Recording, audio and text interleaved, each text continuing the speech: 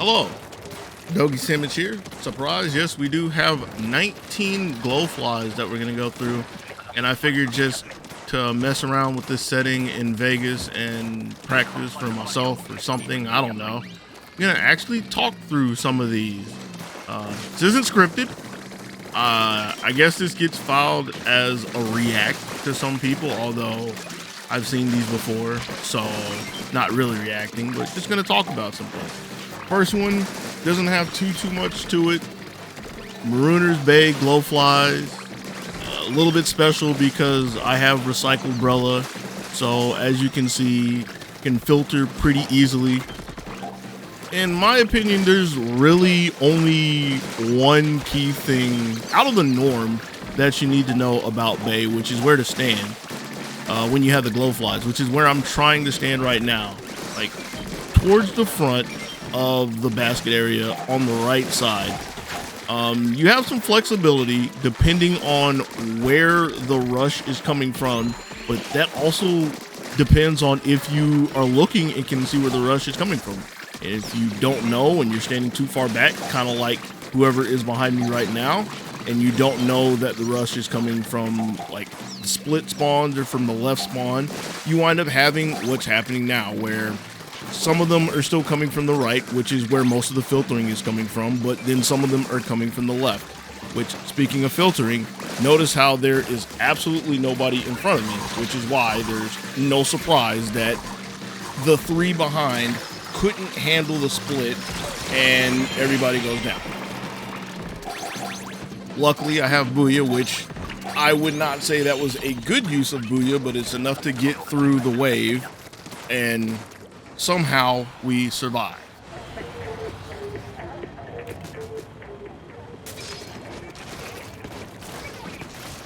So now we're gonna move on to Hydroplant. We're on high tide, or we have high tide.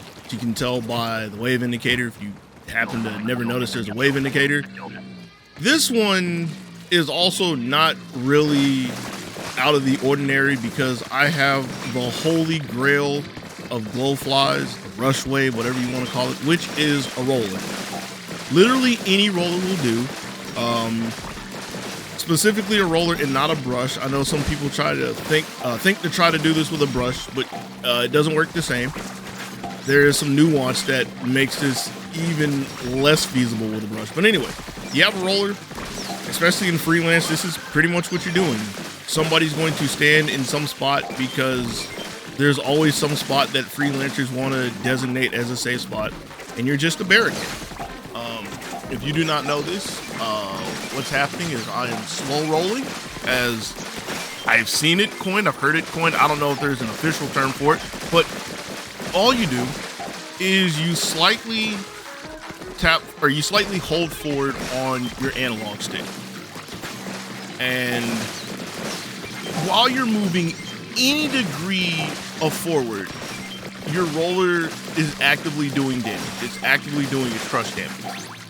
All rollers do enough damage to roll over chum during glowflies. This even includes carbon. I have some old videos in the Salmon Run series of me doing the same thing in this very spot with a carbon roller. I guess I'm gonna leave it with that because yeah, I'm not pausing these again. This is just kind of doing this off the cuff. I think I have a second one. We'll talk about the other important thing. But yeah, slow roll, glowflies. On to the next.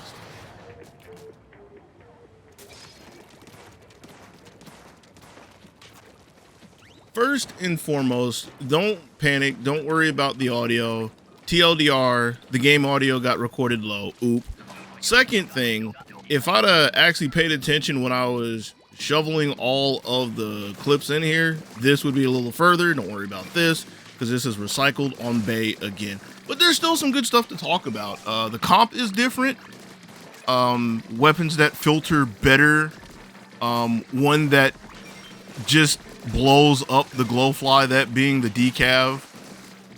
But even without the weapon specifically, this should look a little different from the first one, or well, I guess it's a little different, but realistically it's a lot different because notice how even though I'm still with the recycling, I'm still standing in the same area, and I'm still launching the canopy down the right side, everybody is playing in front of me, or at least they're not playing far behind me. So most of the rush is on the right side. This one's a little bit scary because I was a little off with it, and notice how there isn't like an entire cluster, an entire stream constantly going to the left side. So it's easier for everybody to maintain. Yes, it's a little annoying to stand up here, especially for neutral tide, since you see, or normal tide, neutral tide, whatever you like to call it, because you see the eggs going off the side. We're fortunate to have good snatchers to make up for that. But even with that, if you are paying attention and notice when the glowflies change, you should realize that you have a second to go down or grab one or two if you need to, but it's not needed here. With everything that's done fairly well, it's a fairly smooth, fairly simple, fairly straightforward glowflies.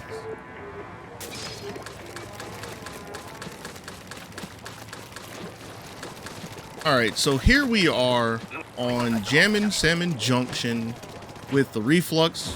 We have a roller in the comp, it's Big Swig. Have a Hydra, that's not too important. This example will show a pretty blatant flow, more specifically with a roller. I have the glowflies. I stand behind the roller to make sure that the rush is passed between the roller. You know, the spot where people want to stand. When I don't have the glowflies, I go filter. And more specifically, I am very blatantly trying to wear down the Goldie before it gets to the roller. Because if you haven't thought about this, if there were no Goldies, your roller would just sit there and crush all the chunk. Absolutely no problem. The only time you have a problem is when they start getting bumped around by the Goldie. So if you weaken the Goldie so that it dies the first time it touches the roller, or even the second or third, basically so your roller doesn't get pushed out of position, that pretty much solves everything. If you don't have the glowflies on you at that point, you're kind of free to do whatever. And that is pretty much what happens this entire wave. Pretty much what you want to happen at glowflies all the time. Get glowflies on you, go back behind the roller.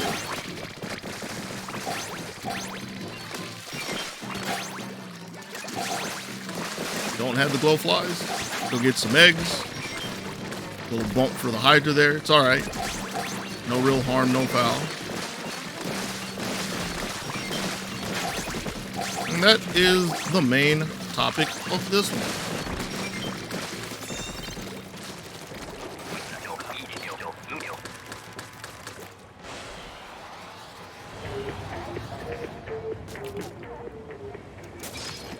All right, here we are on Bay again. Here we are with a Brella again. It's Tent.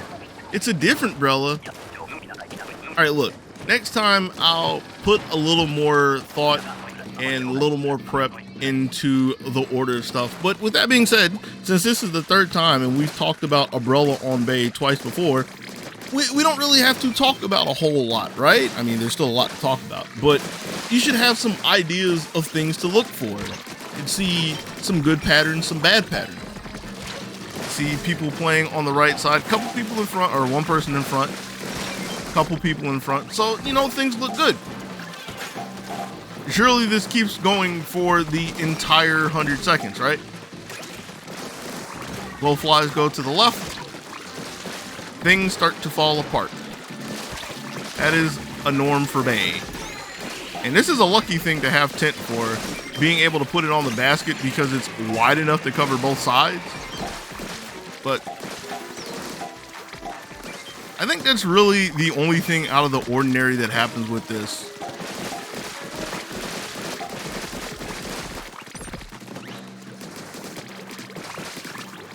You kind of note that a lot of this wave specifically is the team really trying to leverage behind the tent canopy and not doing the normal filtering at this point. Like, again, this is another scenario where who do you see on the screen in front of me? Nobody. So if the canopy is not out filtering, or if the person with the glowflies is on the left side, the rush is going to get through. Just things to keep in mind as you do glowflies on the Great Marooner's Bay.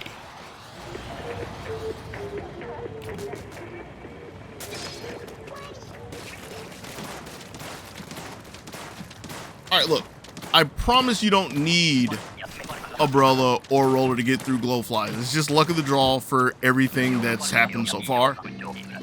There will be a decent amount without them a little later on. But here we are on Hydroplant, recycled Brella. So how is this different from Bay?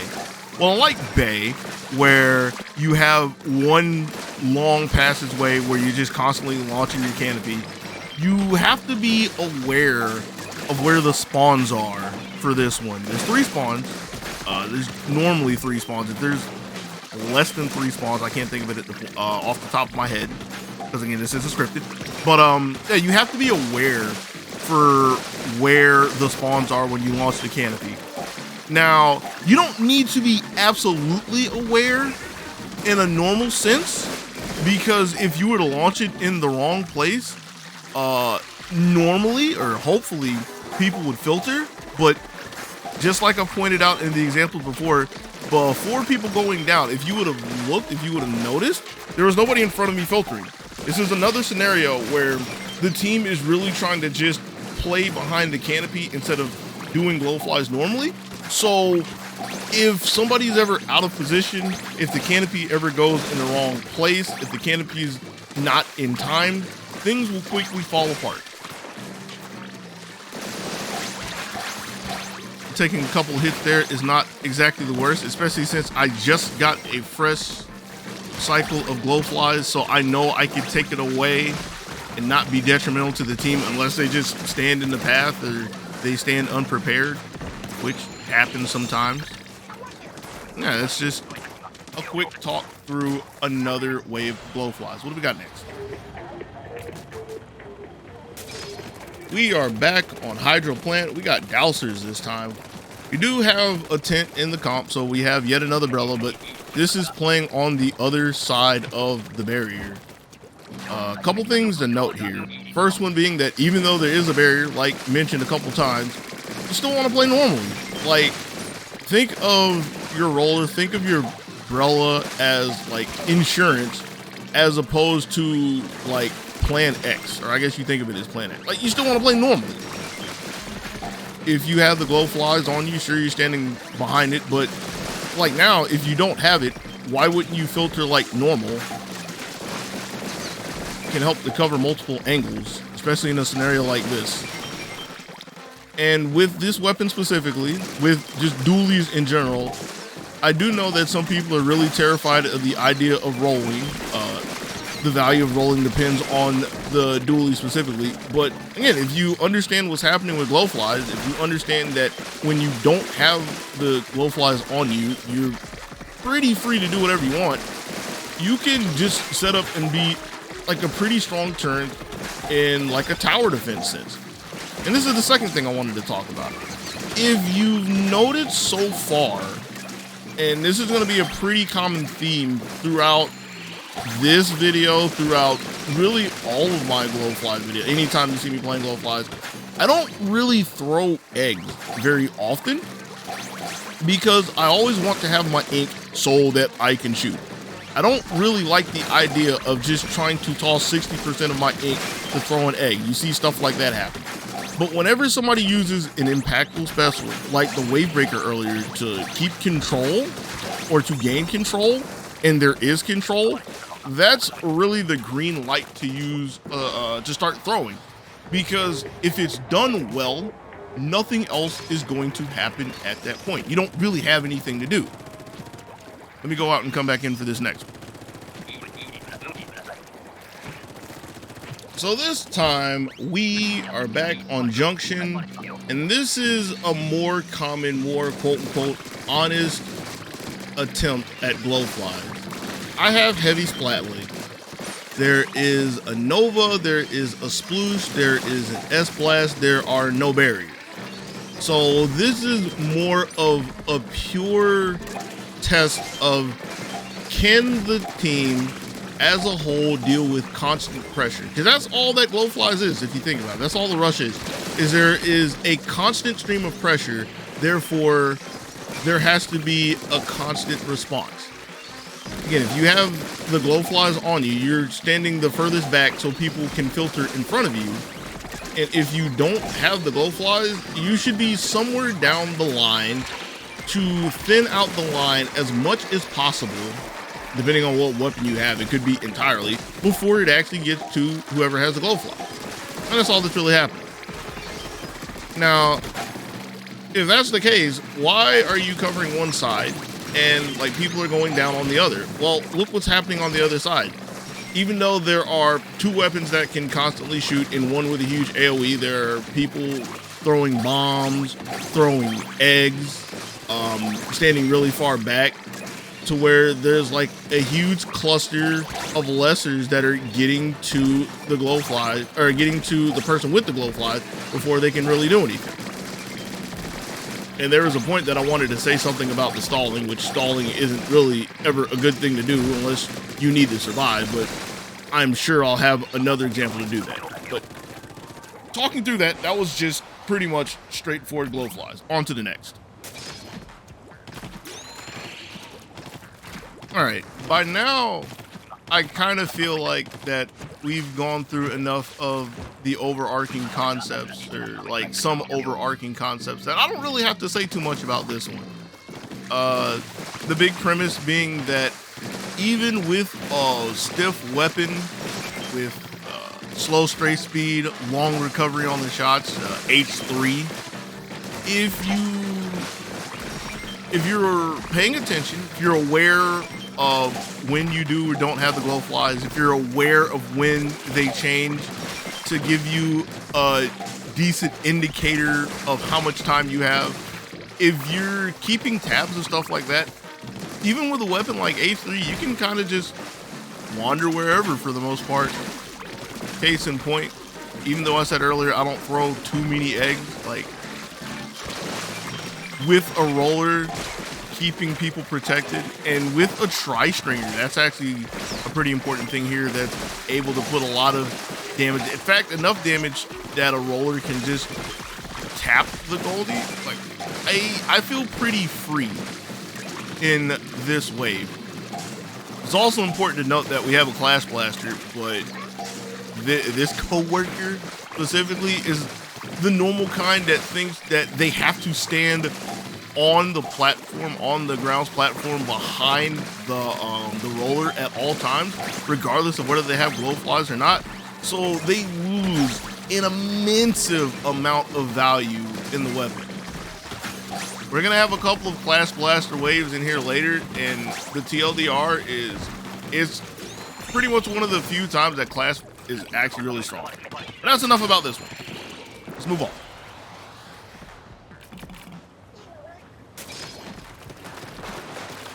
I did not think that the class blaster clip was the very next one, but here we are. Same comp, same map, even the same tide.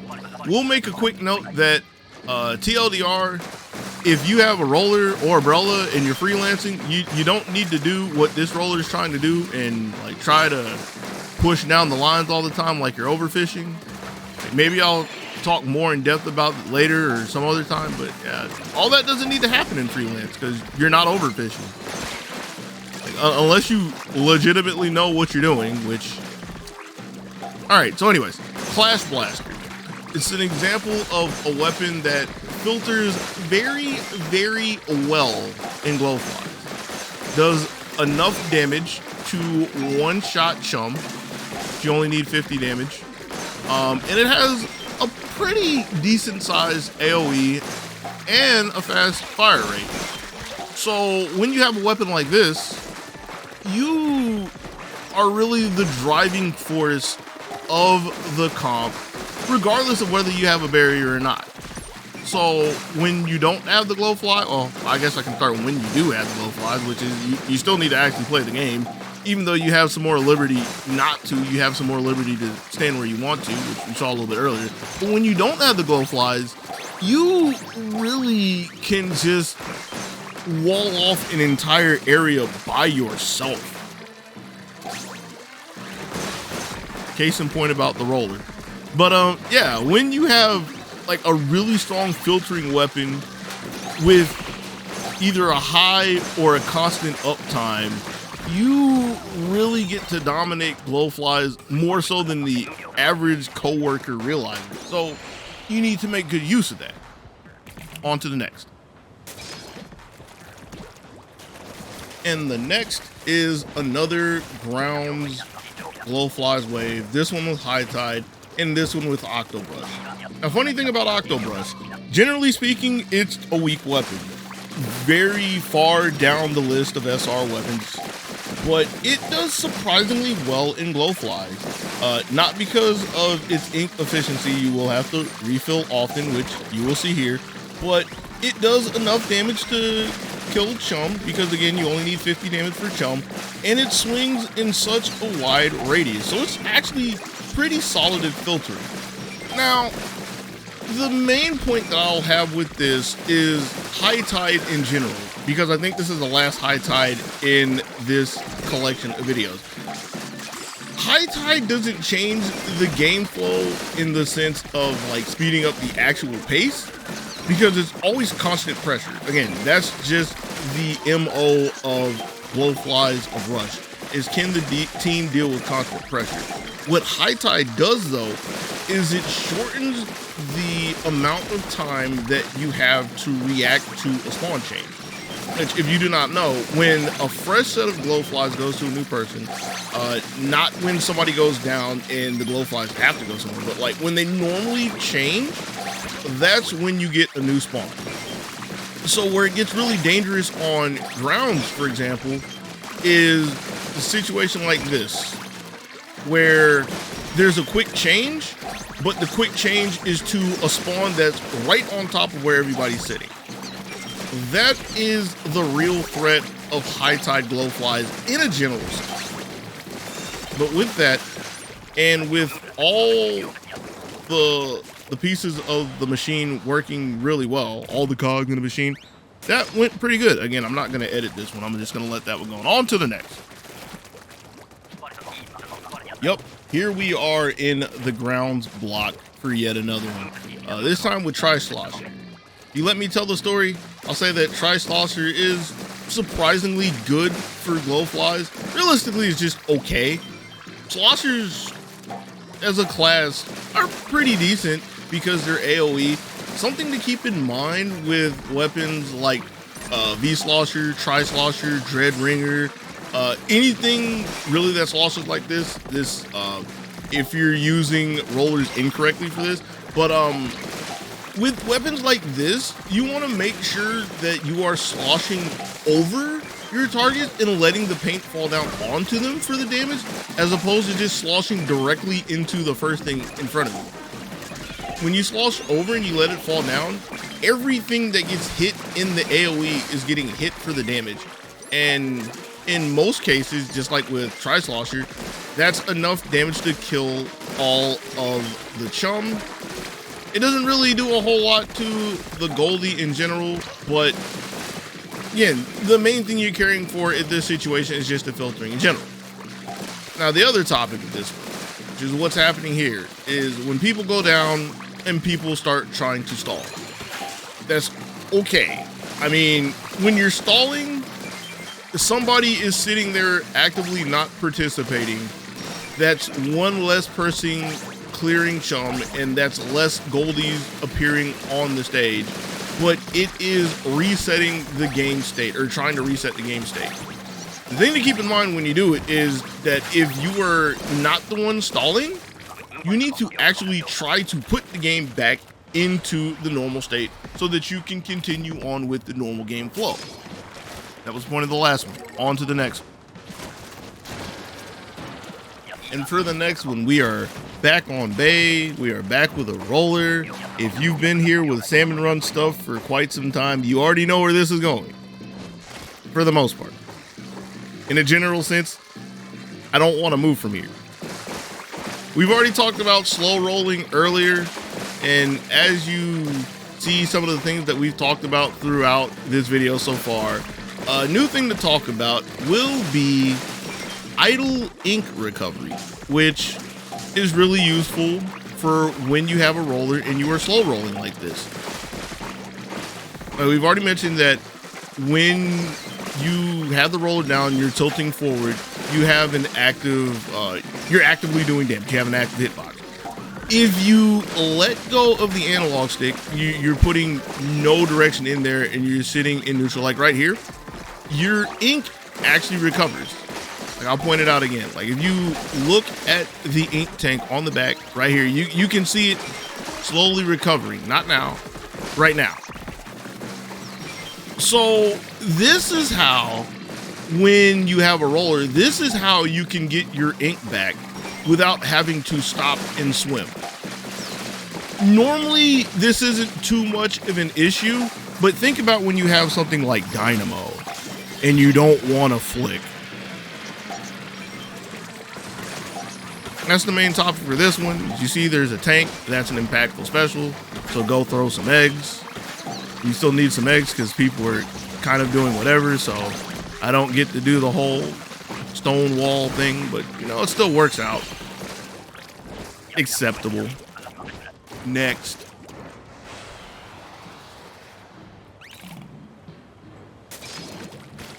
Alright, so we're back again on Bay. We're back with a class blaster, and really, this wave is kind of a meme. I'm not going to talk a whole lot about this. In fact, I'm going to hit stop and just let it play. But when the planets align, this is basically what you are trying to do with Glowflies. See you in the next one.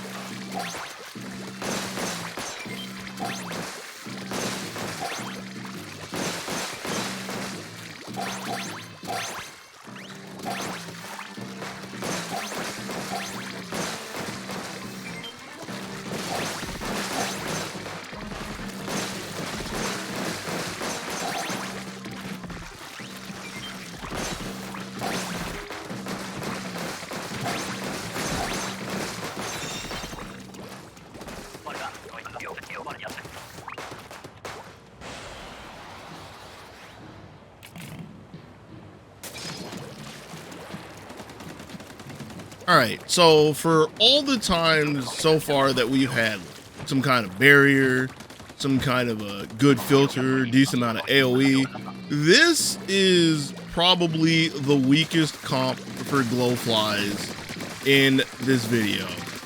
I'm pretty sure I can say that without looking back. You have low damage all across the board, actually except for one that's below average. 3 single target weapons. But guess what? Even still, it's pretty feasible to just filter. Is it the easiest thing? No, but if people are actively standing in front of the Glowflies and there is constant resistance against the constant pressure, then it's pretty feasible to keep from getting overwhelmed. One quick note that I didn't even think of when I was looking over this. For the record, this is Wave 2 of HLM.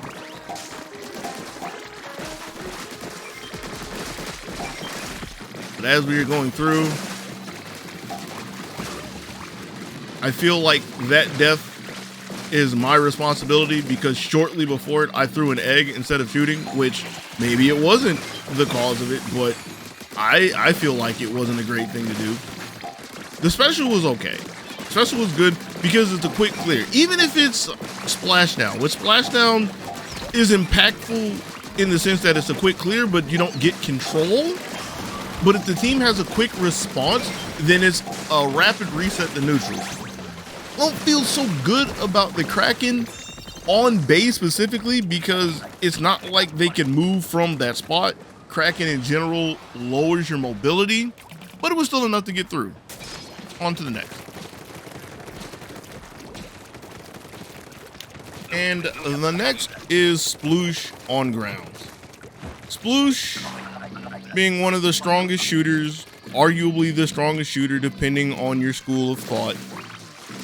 With its high damage, don't worry about the range. You really do worry about the range. Don't worry about the range. But with the high damage output, kind of gets to bend the rules a little bit, kind of gets to abuse the quote, shooter privilege, unquote, and largely play where a lot of weapons just kind of can't.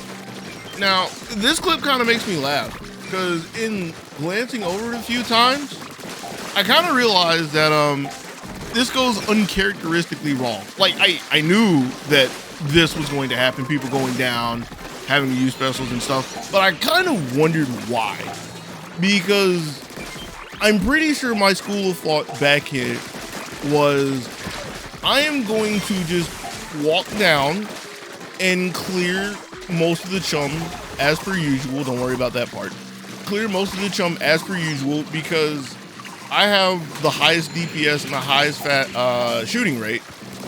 And by clearing most of the chum and leaving the goldies, I'm thinking that the two shooters that are behind and clearly just playing on plat like they shouldn't be are going to shoot the goldie.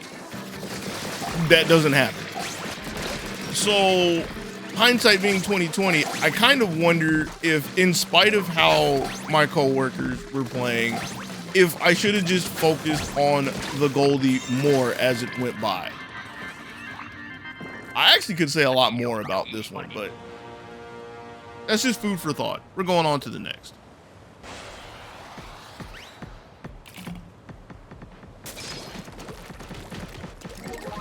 Back on Bay with 96, and this is kind of exclusive to Bay Normal Tide. The main thing to talk about with this clip is the timings to go down and get eggs. Note, and this is an important note, this is Wave 3 HLM. This is important to note because this is the least amount of time you will have to do stuff like this. But just like we know, on Bay, on Normal Tide, if you're standing in a really strong spot, I won't say the spot, but in a really strong spot with the Glowflies, which is right where I'm standing, a lot of eggs will go off the ship. How do you get them off of the ship? When you see the Glowflies switch to somebody, like if you're looking for an egg or looking at eggs as you're filtering, like so, you know that when they switch, you will have the most amount of time to go down, get an egg, maybe two, and then immediately go back up. That was actually a textbook example that I did not pre-plan. That just happened, lined up great. But that's what you're looking for. You're not looking to just do it randomly ad nauseum or anything. Like, there is an actual timing where even if you don't know the literal timing for the rotations, you know you will have the most amount of time. And the only thing you'll have to worry about at that point when you go down, like right here, is if somebody goes down and you inherit the Glowflies for the rest of the rotation.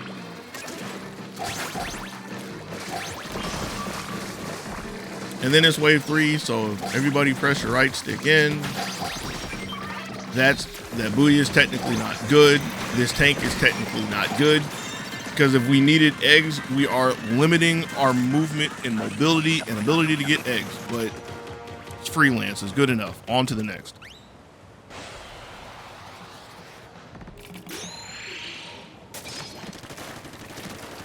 Hydroplant with NZap.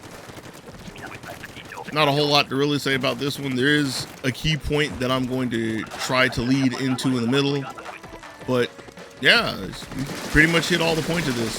NZap filters pretty well. So for the most part, you get to just kind of walk wherever you want to within the restraints of glowflies, you know. Do have a tent, didn't point that out.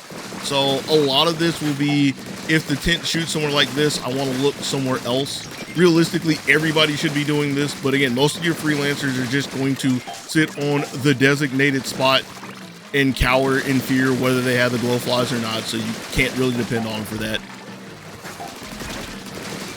And yeah, somebody throwing eggs as well, which you know, that's somebody who is actively getting rid of 60% of their ink tank, so stuff like this happens. I was gonna get ready to get on the wall to help with the reset, but there's an inkjet. It's a good inkjet too, because I'm pretty sure that coworker had just got glowflies. It's one of the two schools of thoughts for using inkjet in glowflies. And this is what I was going to talk about, where I am very blatantly prepping to stall if I get glowflies, which I do. And I know this is fine because I actively looked and saw that there were a good amount of eggs next to the basket. So realistically, in that time, everybody should have been getting eggs. Or at the least, doing what they did was okay, which is making sure to return the game state to a normal state or prepping for it to be in a normal state.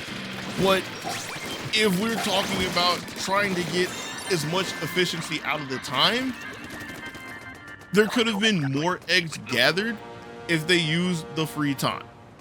But still like 10 over or something. On to the next. All right, and here we are for the last clip. SBlast, Junction. We have a Nova, we have a Sploosh, we have a Heavy, so no rollers, no Brellas. Really, there's not a whole lot to talk about. We're just gonna get out here and filter like we've been doing for this entire video.